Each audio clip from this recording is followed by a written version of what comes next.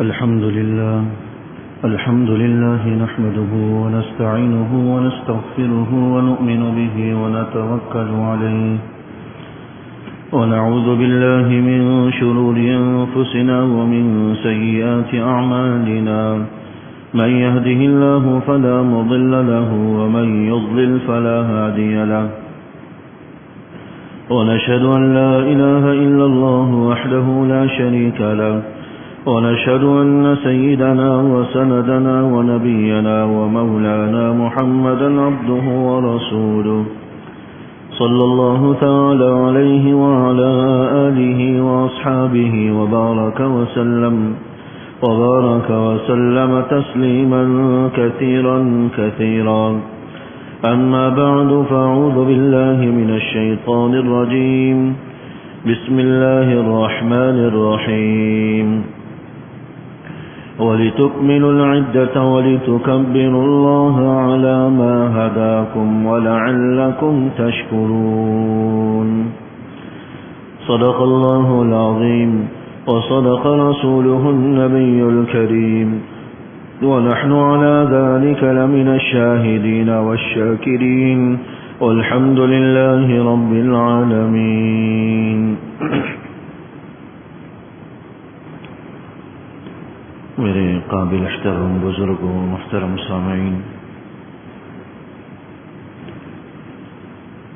رمضان المبارک کے بعد یہ پہلا جمعہ ہے۔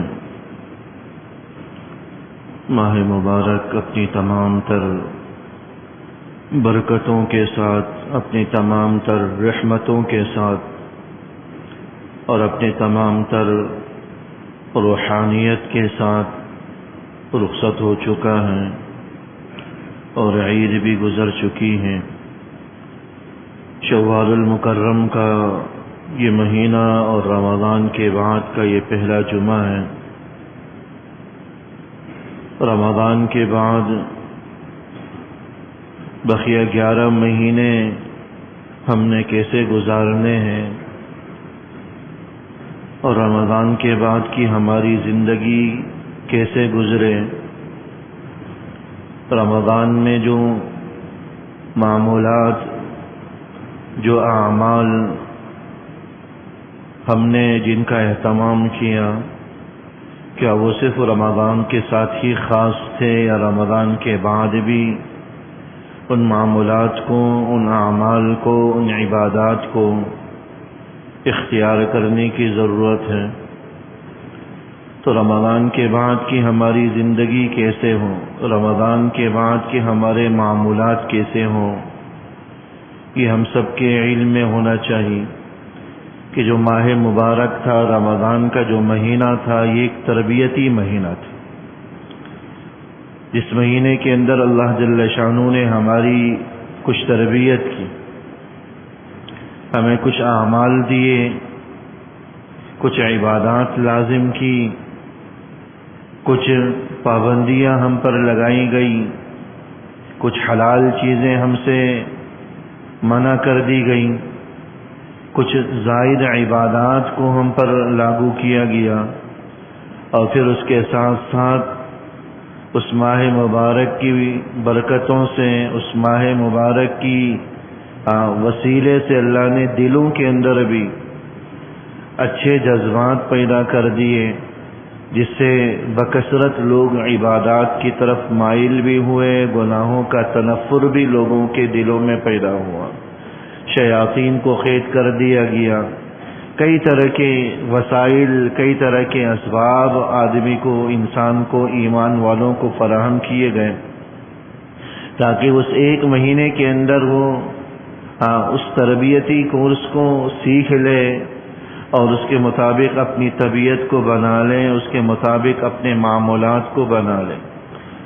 یہ صرف اور صرف اسی لیے تھا تاکہ بقیہ 11 مہینوں کو اسی نہج پر آدمی گزارے، اسی معمولات کے ساتھ آدمی گزارے، انہی اعمال کے ساتھ آدمی بقیہ 11 مہینوں کو گزارے۔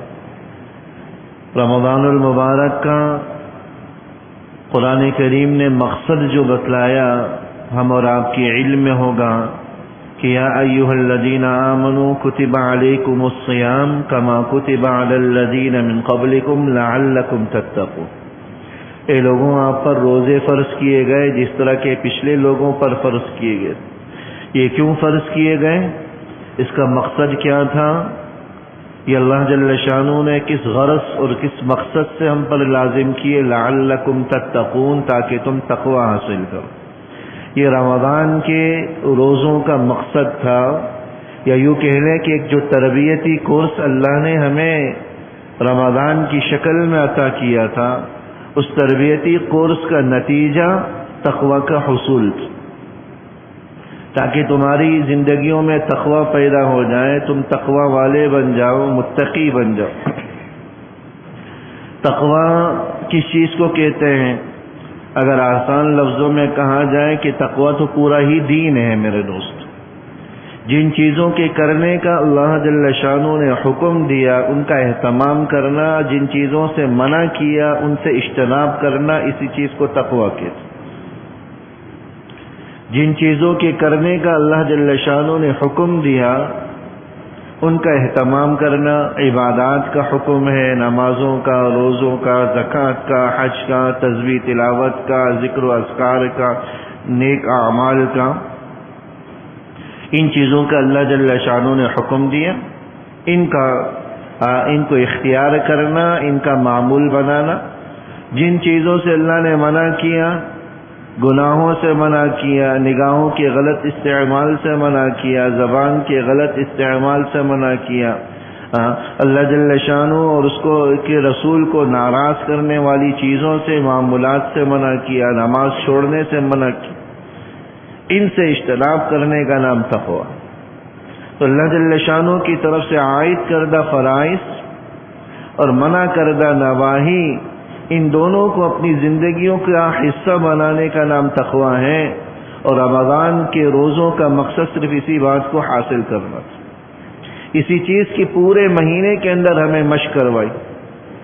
اللہ جل شانہ نے حکم دیا کہ آپ صبح صادق سے لے کر غروب تک کھا پی نہیں سکتے۔ جو کھانا پینا عام دنوں میں ہمارے لیے جائز تھا، جس کھانے پینے سے ہم اپنی پیٹ کی بھوک کو مٹایا کرتے تھے، تلذذ حاصل کیا کرتے تھے، اللہ نے منع کر دیا، ہم رک گئے۔ کیوں رکے؟ اللہ کا حکم ہے۔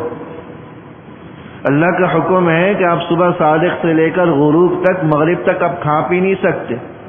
سخت گرمی ہے، پیاس بھی لگ رہی ہے، ٹھنڈا پانی بھی موجود، فریج بھی موجود، کھانے کا سب ذخیرہ بھی موجود، لیکن نہ ہم ٹھنڈے پانی کو ہاتھ لگا رہے ہیں، نہ فریج کے قریب جا رہے ہیں، نہ کھانے پینے کی تازہ چیزوں کو ہاتھ لگا رہے ہیں۔ کیوں لگا رہے ہیں؟ کیوں ہاتھ نہیں لگا رہے؟ کہ اللہ کا حکم ہے کہ اللہ جل شانہ نے صبح صادق سے لے کر مغرب تک ہمیں ان چیزوں کو ہاتھ لگانے سے، ان کو کھانے پینے سے منع کی۔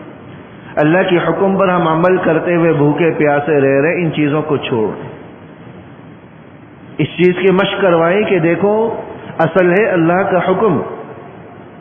جب اللہ کا حکم آ جائے تو بس ہم نے ان ساری چیزوں کو چھوڑ دینا ہے جن کے بارے میں اللہ کا حکم آ گیا، اب نہیں کرو، بس ہم نے ان کو ترک کرنا۔ پورے ماہ مبارک میں آپ مجھے بتائیے کہ اسی کی مشق نہیں کروائی گئی، اسی کی محنت کروائی گئی۔ دن بھر آدمی تھکا آ رہا ہے، لیکن رات میں ہمیں قیام کا حکم ہے کہ نہیں، اب تراویح پڑھو، 1.25 گھنٹے کی 1.5 گھنٹے کی نماز میں کھڑے رہو۔ کچھ اس سے بھی لمبی لمبی پڑھ رہے ہوتے ہیں، کچھ 10 روزہ 20 روزہ ختم کرنے والے اس سے بھی لمبی لمبی پڑھ رہے ہوتے ہیں۔ دن بھر کے تھکے ہوئے ہیں، لیکن اب حکم ہے کہ نہیں، آپ نے تراویح میں کھڑا ہونا ہے۔ کیوں کھڑے ہو رہے ہیں بھائی؟ کیوں اپنے آپ کو تھکا رہے ہیں؟ کیوں محنت کر رہے ہیں؟ کیوں مشقت اٹھا رہے ہیں؟ اللہ کا حکم۔ نگاہ غلط استعمال ہوتی ہے رمضان میں، فوراً دل میں خیال آتے ہیں رمضان کا مہینہ چل رہا ہے، ذرا نگاہوں کی حفاظت کرو۔ بہت سے ایسے لوگوں کی زبان سے سنا کہ اب اے سی کا کپڑا جو ہے نا ٹی وی پر ڈال لو، کیونکہ رمضان کا مہینہ آ چکا ہے، اب ٹی وی نہیں چلے گی۔ موبائل اٹھاتے ہیں، بٹن غلط اس کی طرف جاتا ہے، فوراً دل میں خیال آتا ہے بھی تو رمضان چل رہا ہے، بھائی رمضان میں تو تھوڑا سا ٹھہر جائیں، رمضان میں یہ کام نہ کریں۔ زبان سے کسی کی غیبت شروع ہوتی ہے، ہر ایک ٹوک دیتا ہے، بھائی رمضان کا مہینہ چل رہا ہے، غیبت نہیں کرو۔ رمضان کا مہینہ چل رہا ہے، لڑائی جھگڑا نہیں کرو. رمضان کا مہینہ چل رہا ہے، تو تکار نہیں کرو. رمضان کا مہینہ چل رہا ہے، گالم گلوچ نہیں کرو. ہر ایک کی زبان پر یہی جملہ. بازاروں میں، راستوں میں راہ چلتے ہوئے کوئی دو آدمی الجھتے ہیں تو تیسرا کہتا ہے رمضان کا مہینہ، کچھ تو خیال کرو بھائی. گھر کے اندر اگر آواز بلند ہوتی ہے تو ہر ایک کی زبان پر ہوتا ہے رمضان کا مہینہ اس لیے چپ ہوں، رمضان کا مہینہ اس لیے خاموش ہوں، رمضان ختم نہ ہوتا تو دیکھتے ہیں میں کیا کرتا تھا. یہ جملہ ہم سب کی زبانوں پر ہوتا ہے. کسی پر سخت غصہ آ رہا ہے، مارنے کو دل کر رہا ہے، مارنے کو من کر رہا ہے، دو سنانے کو من کر رہا ہے، برا بلا کہنے کو من کر رہا ہے، الجھنے کو من کر رہا ہے، لیکن ہم اپنے آپ کو روکتے ہیں کہ رمضان کا مہینہ ہے یہ نہیں کرے. تو آپ مجھے بتائیے کہ کیا یہ چیزیں صرف رمضان کے ساتھ خاص تھی؟ زبان کا غلط استعمال ہم رمضان میں اس لیے نہیں کرتے کہ رمضان کا مہینہ ہے. تو کیا غلط استعمال کی زبان کے غلط استعمال کی ممانعت صرف رمضان کے ساتھ خاص ہے؟ نگاہوں کے غلط استعمال کی ممانعت صرف رمضان کے ساتھ خاص تھی؟ گالم گلوچ، الجھنا، تو تکار کرنا، ان کی ممانعت صرف رمضان کے مہینے کے لیے تھی؟ دن بھر اللہ کے حکم کے آگے اللہ کے حکم کی بنیاد پر کھانے پینے کو ترک کر دینا. سخت پیاس لگ رہی ہے لیکن اللہ کا حکم ہے آپ پانی نہیں پی سکتے. سخت بھوک لگ رہی ہے، اللہ کا حکم ہے کہ آپ کھا پی نہیں سکتے. پورا دن ہم کھانے پینے سے دور رہتے ہیں کیونکہ اللہ کا حکم ہے. تو کیا اللہ کا حکم ان دنوں میں نہیں ہے کہ آپ حرام کھانے سے بچیں؟ کیا اللہ کا حکم ان دنوں میں نہیں ہے کہ ہم رشوت سے بچیں؟ وہ لقمہ جو رشوت کا ہے، وہ لقمہ جو حرام کا ہے، وہ لقمہ جو ہے سود کا ہے، وہ لقمہ جو دھوکہ دہی کی بنیاد پر حاصل کیا گیا، اللہ نے اس عام دنوں میں اس کی ممانعت نہیں کی. تو جس رب نے رمضان المبارک میں میرے دوستو حکم دیا تھا کہ آپ صبح صادق سے لے کر مغرب تک کھا پی نہیں سکتے، آپ نے حلال چیزوں کو چھوڑا، حرام سے بچنے کا تو حکم پورے سال کے لیے ہے. اس رب کے حکم کے آگے ہم حرام کو کیوں نہیں ترک کرتے؟ ناجائز خواہشات، جائز خواہشات بھی رمضان کے مہینے میں منع کر دی گئی. آپ رمضان کے مہینے میں اپنی جائز خواہش کو دن کے اوقات میں پورا نہیں کر سکتے. تو ناجائز خواہشات جو سال بھر منع ہے، تو کیا رمضان کے بعد ان کی ممانعت برقرار نہیں رہتی؟ کیا رمضان کے بعد اللہ کے حکم برقرار نہیں رہتے؟ رمضان کے بعد بھی وہی رب ہے، اس کے وہی احکام ہیں جو رمضان کے مہینے میں تھے. تو رمضان کا مہینہ تو صرف ہمیں سکھانے کے لیے، ایک تربیتی کورس کروانے کے لیے تھا کہ وہ تم اس کی محنت پیدا کرو کہ جس رب کے حکم کے آگے تم اپنی حلال چیزیں چھوڑ رہے ہو تو حرام چیزیں تو بطیق اولا چھوڑنے کا حکم. جس رب کے حکم کے آگے تم اپنے آپ کو تھکا رہے ہو، بھوکا پیاسا رکھ رہے ہو، اس رب کے حکم پر تم حرام چیزوں کو بھی چھوڑو، ناجائز چیزوں کو چھوڑو. جس رب کے حکم کی وجہ سے دن بھر تھکا ہونے کی باوجود رات کو تراویح کا اہتمام کرتے ہو، گھنٹہ سوا گھنٹہ رہتے ہو، کم سے کم 5 وقت کی نماز تو پورا سال پڑھو. اس رب کا حکم ہے، اسی کا حکم ہے. 5 اوقات کی نماز ہے جن میں بمشکل 10 سے 15 منٹ لگتے ہو، تو کم سے کم اس کا اہتمام کرو. تو رمضان کا مہینہ میرے دوستوں صرف ایک پریکٹیکلی اور ایک عملی مہینہ تھا کہ ہمیں عمل کے لیے مہینہ دیا گیا، تم ان چیزوں کی محنت کرو تاکہ بقیہ 11 مہینوں کو تم اسی نہج پر گزار سکو، اسی اسلوب پر گزار سکو، اسی طریقے کے مطابق گزار سکو. تو رمضان کا پورا مہینہ ہمیں اسی بات کا درس دیتا ہے، اسی بات کی تلقین کرتا ہے، اسی بات کا سبق دیتا ہے کہ ہم نے 11 مہینوں کو بھی اسی طریقے پر گزارنا ہے. رمضان کے اندر علماء فرماتے ہیں کہ روزے ختم نہیں ہوئے. لوگ سمجھتے ہیں رمضان گیا تو روزے گئے. روزے در حقیقت اللہ کے حکم پر کچھ جائز چیزوں سے رکنے کا نام، کچھ پابندیوں کا نام روزہ ہے. آسان لفظوں میں کہہ لیں کہ بھائی کچھ پابندیاں ہیں جو اللہ رمضان المبارک میں روزوں کی وجہ سے عائد کر دیتے ہیں. آسان لفظوں میں روزہ کچھ پابندیوں کو اپنانے کا نام. وہ پابندیاں رمضان کے بعد بھی باقی ہیں. گویا کہ چھوٹے روزے تو گزر چکے جو صبح صادق سے لے کر مغرب تک رہتے تھے، لیکن بڑے روزے ابھی باقی ہیں جو چل رہے ہیں اور سال بھر چلیں گے۔ وہ بڑے روزے کیا ہیں؟ وہ بڑی پابندی ہے جو اللہ جل شانہ نے ہم اور آپ پر لگائی۔ 5 وقت کی نمازوں کی پابندی، ان کو چھوڑنے کا گناہ، اپنے آپ کو گناہوں سے پاک رکھنے کی پابندی، نگاہوں کی پابندی، زبان کی پابندی، کان کی پابندی، دیگر اعضاء و جوارح کی پابندی، کسی پر حج فرض ہے تو اس کی پابندی، زکوٰۃ فرض ہے اس کی پابندی، تسبیح، تلاوت، ذکر و اذکار، یہ پابندیاں اپنی جگہ برقرار ہیں۔ تو ایک چھوٹی پابندیاں روزے گزر چکے ہیں، لیکن میرے دوستو بڑے روزے ابھی چل رہے ہیں جو سال بھر چلیں گے، سال کے 11 مہینوں میں چلیں گے، وہ رمضان کے ساتھ ختم نہیں ہوتے۔ اس سے بڑھ کر کماکلی کیا ہوگی کہ انسان چھوٹے روزوں کا تو اہتمام کرے کہ بھئی رمضان چل رہا ہے، اس لیے ہم نے اپنی نہ نگاہوں کو غلط استعمال کرنا ہے، نہ اعضاء و جوارح کو غلط استعمال کرنا ہے، نہ زبان کو۔ لیکن جب بڑے روزے شروع ہو جائے تو اس پہ انسان ڈھیلا پڑ جائے، سست پڑ جائے۔ تو میرے دوستو رمضان کے بعد کی بھی ہماری زندگی رمضان جیسی ہی ہونی چاہیے، تب جا کر ہماری یہ کامیابی ہو۔ حدیث مبارک کے اندر آیا تھا کہ الصلوات الخمس والجمعة إلى الجمعة ورمضان إلى رمضان مكفرات ما بينهن إن اجتنبت الكبائر، کہ 5 نمازیں ایک جمعے سے لے کر دوسرا جمعہ، ایک رمضان سے لے کر دوسرا رمضان، یہ دورانیہ انسان کے گناہوں کا کفارہ بن جاتا ہے۔ ان اجتنبت الکبائر، اگر انسان کبائر سے خود کو، بڑے بڑے گناہوں سے اپنے آپ کو بچے۔ ایک نماز کے بعد دوسرے نماز کا پابندی انسان کرے اور درمیان میں بڑے گناہوں سے، کبیرہ گناہوں سے اپنے آپ کو بچائے، یہ مکفرات، یہ گناہوں کو معاف کرنے والی۔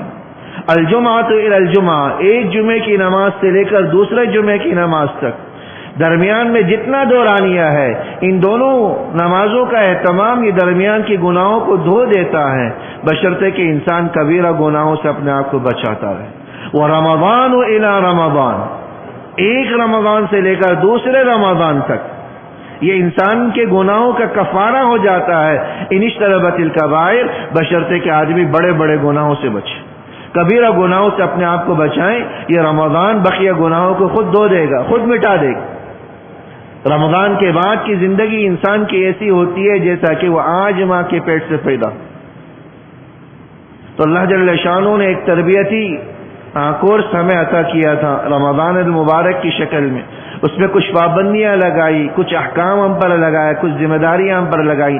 تو یاد رکھیے گا کہ وہ صرف ایک مہینے کے ساتھ خاص نہیں تھی، اور نہ ہی اس کا تعلق صرف رمضان کے ساتھ تھا، وہ تو ایک محنت کا اور ایک تربیتی کورس تھا جو اللہ جل شانہ نے 30 دنوں کے لیے ہمیں دیے۔ ان 30 دنوں کو ہم نے پورا کیا، اور اللہ جل شانہ نے قرآن کریم کی جو میں نے آیت پڑھی وَلِتُكْمِلُوا الْعِدَّةَ، کہ تم 30 کی تعداد اور 30 کی گنتی پورے کرو۔ یہ رمضان کے روزے فرض اس لیے کیے گئے کہ تاکہ تم 30 دنوں کو پورا کرو۔ وَلِتُكَبِّرُوا اللَّهَ، اس کے بعد تم اللہ کی بڑائی بیان کرو۔ علماء فرماتے ہیں کہ اس میں اللہ جل شانہ نے یہ نہیں بیان کیا کہ تم رمضان کے روزوں کو اس طرح ادا کرو جس طرح کہ رمضان کے روزوں کا حق ہے، یہ نہیں فرمایا۔ اس لیے کسی آدمی کو یہ اشکال نہیں ہونا چاہیے کہ میں نے پتہ نہیں روزے کا حق ادا کیے نہیں کی، صحیح معنوں میں ادا ہوئے نہیں ہوئے۔ اللہ جل شانہ نے بس یہ فرمایا کہ تم 30 کی گنتی پورے کر لو بس، اور 30 کی گنتی تم پورے کرو، اللہ جل شانہ کی طرف سے رمضان کی ساری برکتیں حاصل ہو جائیں۔ بس اب اپنے اوپر تھوڑی سی اب مشقت اور محنت کرنے کی ضرورت ہے۔ دیکھیے محنت کے بغیر، مشقت کے بغیر کوئی کام نہیں ہوتا۔ انسان گناہ سے اس وقت تک نہیں رک سکتا جب تک کہ اپنے اوپر جبر نہ کرے، اور اس کے بغیر گناہ چھوٹتے نہیں ہیں۔ نہ کوئی وظیفہ کارگر رہتا ہے، نہ کارآمد رہتا ہے، نہیں کوئی عمل اور معمول کارآمد اور کارگر رہتا ہے جب تک انسان خود اپنے اندر ہمت پیدا نہ کرے، اپنے اندر چستی پیدا نہ کرے۔ اس وقت تک نہ گناہوں کو چھوڑنا آسان، نہ نمازوں کی پابندی آسان، اور نہ ہی نگاہوں کی حفاظت، زبان کے قابو میں کرنا آسان، کچھ بھی آسان نہیں رہتا جب تک کہ انسان خود اپنے اوپر تھوڑی سی محنت اور جبر کو لازم نہ کرے۔ تو رمضان کی 30 دن ہم نے پورے کر لیے اللہ کے فضل و کرم سے، مہینہ پورا کر لیا، ایک تربیتی کورس سے گزر چکے ہیں۔ اب تھوڑی سی اپنے اوپر جبر کر کے، اپنے اوپر مشقت اٹھاتے ہوئے نماز کی پابندی کرنی ہے 5 اوقات، اپنے اوپر جبر کرتے ہوئے نگاہوں کی حفاظت کرنی ہے جس طرح ماہ مبارک میں ہم نے کیا، اپنے اوپر جبر کرتے ہوئے زبان کو اگر کوئی کہے کہ بھائی آپ سے الجھے تو آپ کہیں کہ نہیں میرا روزہ ہے، میرا روزہ ہے، آپ کہہ سکتے ہیں میرا روزہ چل رہا ہے. کیوں؟ کیونکہ روزہ پابندیوں کا نام ہے. وہ پابندیاں صرف رمضان کے ساتھ خاص نہیں تھی، رمضان کے بعد بھی 11 مہینوں میں وہ پابندیاں باقی. الجھنے والوں کو کہیں میرا روزہ ہے، الجھنے والوں سے کہیں کہ میرا روزہ ہے، میں یہ تم سے الجھ نہیں سکتا، تم سے لڑ نہیں سکتا، ہاں تم سے جو ہے نا گناہ کرنے کو دل میں خیال پیدا ہو رہا ہے، دل میں بات لائے میرا روزہ چل رہا ہے. نگاہوں کے غلط استعمال کا خیال جا رہا ہے، فوراً دل میں بات لائے میرا روزہ چل رہا ہے. اللہ کی پابندیاں چل رہی ہیں، وہ ابھی بھی، وہ اب بھی برقرار ہیں. وہ پابندیاں رمضان کے ساتھ ختم نہیں ہوئیں، وہ پابندیاں رمضان کے ساتھ رخصت نہیں ہوئیں. اس لیے اس خوش فہمی میں نہ رہیں کہ رمضان گیا تو بس پابندیاں گئی، اگلے سال تک کی چھٹیاں نہیں. بقیہ پورے 11 مہینوں میں بھی یہ پابندیاں برقرار ہیں میرے دوست. 11 مہینوں میں بھی وہی پابندیاں ہیں. ٹھیک ہے وہ فرض روزے نہیں رہے، لیکن اللہ کی طرف سے وہ فرض احکام اب بھی باقی ہیں کہ زبان کا بے قابو ہونے سے بچانا یہ اللہ کی طرف سے فرض ہے، یہ پابندی ابھی باقی. نگاہوں کا غلط استعمال یہ گناہ ہے، فرض ہے ان کی حفاظت کرنا، یہ پابندی ابھی باقی. لقمہ حرام سے اپنی زبان اور پیٹ کو بچانا، جس طرح لقمہ حلال سے رمضان کے دنوں میں اپنے آپ کو بچانا فرض تھا، لقمہ حرام سے اپنے آپ کو بچانا پورے 11 مہینوں میں فرض ہے میرے دوست. لقمہ حرام سے اپنے آپ کو بچانا پورے 11 مہینوں میں فرض ہے. اس کی چھٹی نہیں ہوئی، اور نہیں یہ مہینہ رخصت ہوا، اور نہیں روزے رخصت ہوئے، نہیں یہ پابندیاں رخصت ہوئی ہیں. اس لیے اس سوچ کے ساتھ بقیہ اب 11 مہینے گزارے کہ جس رب نے کچھ وقت تک کے لیے مجھ پر حلال چیزیں منع کی تھی، اسی رب نے پورے 11 مہینے حرام چیزیں مجھ پر منع کی. یاد میرے روزے تو پورے سال چل رہے ہیں. ایک ایمان والے کے روزے کبھی ختم نہیں ہوتے، یاد رکھیے گا. پورے 11 مہینے اس کے روزے، پورے 12 مہینے اس کے روزے رہتے ہیں، پورے 12 مہینے اس کی پابندیوں کے گزرتے ہیں. اس لیے اور حدیث مبارک کے اندر بھی فرمایا کہ یہ دنیا ایمان والے کے لیے قید خانہ ہے. جس طرح قیدی پابندیوں کے تحت زندگی گزارتا ہے، کچھ آزادی کچھ پابندی، ایسے ہی ہم نے ایمان والوں نے پابندیوں کے ساتھ یہ پورے سال گزارنے ہیں. اور جو ان پابندیوں کے ساتھ گزارے گا آخرت کی حقیقی آزادی اللہ اس کے نصیب میں کرے گا. اللہ جل شانہ مجھے اور آپ کو عمل کرنے کی توفیق عطا فرمائے. سنت ہے.